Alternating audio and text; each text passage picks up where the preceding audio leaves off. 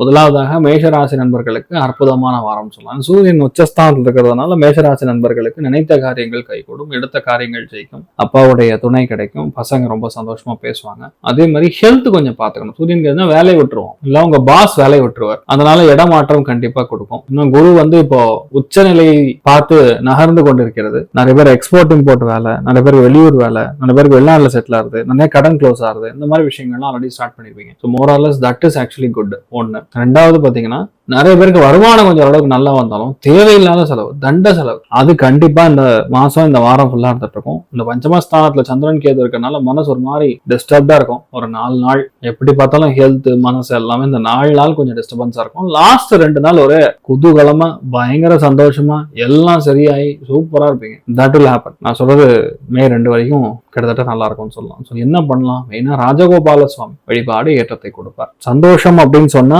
70, பொருளாதார ஏற்றம் okay, not bad அப்படிங்கிற மாதிரி 70 இருக்கு.